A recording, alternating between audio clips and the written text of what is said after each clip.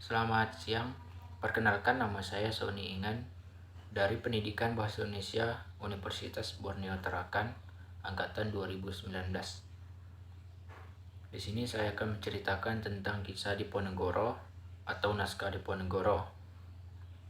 Judul buku Diponegoro, pengarang Diponegoro, penerbit buku Narasi Yogyakarta. Tahun terbit 2016, jumlah halaman 679 halaman.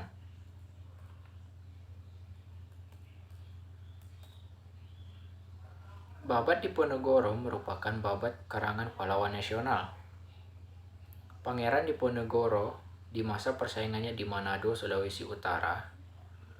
Naskah ini diselesaikan dalam waktu 1 tahun, dari tahun 1831 sampai 1832. Naskah Babat Diponegoro telah mendapatkan pengakuan dunia melalui UNESCO pada tahun 2013 sebagai Memory of the World. Babat ini menceritakan perjalanan mulai dari Nabi Adam hingga Rasulullah SAW.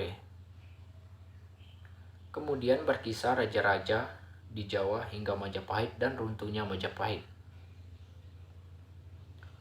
Bagian selanjutnya menceritakan tentang para wali Sango, Kerajaan Demak, Pajang, Mataram Islam, hingga sampai perjanjian Giyanti. Pada babat ini dituliskan kisah Pangeran Diponegoro dari awal kelahiran hingga tiba perjuangan mengusir penjajah. Penjajah Belanda yang congkak dan sombong telah menindas rakyat dan terlalu mencampuri urusan kerajaan. Puncaknya adalah ketika Belanda di bawah pimpinan Jenderal de Kock memerintah prajuritnya untuk membuat patok jalan melewati makam leluhurnya. Pangeran Diponegoro pun semakin yakin untuk memerangi pasukan Belanda yang rakus dan tamak. Pangeran Diponegoro ini mempunyai banyak pengikut dan pasukan dari seluruh penjuru tanah Jawa dan setia mendukung Pangeran Diponegoro untuk melawan Belanda. Pangeran Diponegoro bergelar Sultan Abdul Hamid Herukakra. Nama kecilnya adalah Raden Mas Ontowiryo dan rakyat Jawa disebut sebagai Ratu Adil, yang sangat rakyat dan wong cilik. Pangeran Diponegoro berjuang sungguh-sungguh melawan kesewenang-wenangan Belanda, dan ia tidak sudi didikte oleh Belanda. Dan Diponegoro ini lebih memilih menyingkirkan dari keraton menuju Tegalrejo.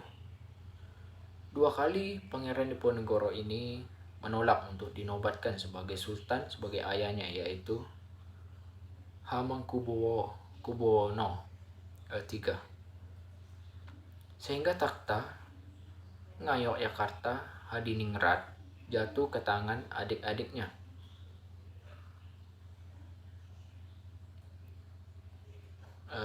Kajang Pangeran Diponegoro atau Sultan Abdul Hamid adalah seorang bangsawan yang rela meninggalkan gemerlap, kemewahan keraton dan lebih memilih tinggal di Tegalrejo, hidup sederhana demi pengaruh Belanda terhadap petinggi-petinggi kerajaan. Kajang Pangeran Diponegoro sama sekali tidak menginginkan takhta. Namun rakyat yang menobatkan Kajang Pangeran sebagai Ratu Adil yang teguh dan berani melawan Belanda, sehingga takut dan benci pada Pangeran Diponegoro. Pasukan Diponegoro sendiri mengadopsi pasukan Janisari Kesultanan Turki Ustamani. Panglima disebut Basa dalam kurung Pasa. Kemudian pasukan Bulkio dan Turkio. Untuk kemampuan pasukan Diponegoro sudah tidak diragukan lagi. Hampir seluruh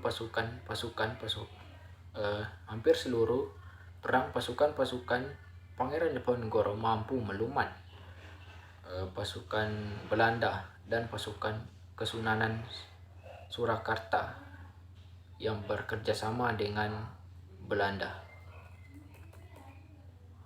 Di dalam babat juga disebutkan para prajurit Diponegoro yang gugur harum baunya, sedangkan para prajurit Belanda dan prajurit Kesunanan Surakarta busuk baunya. Pangeran Diponegoro ini memperoleh dukungan dari masyarakat yang luas di sepanjang Pulau Jawa. Demikian yang dapat saya ceritakan dari buku Diponegoro ini. Semoga bermanfaat. Terima kasih.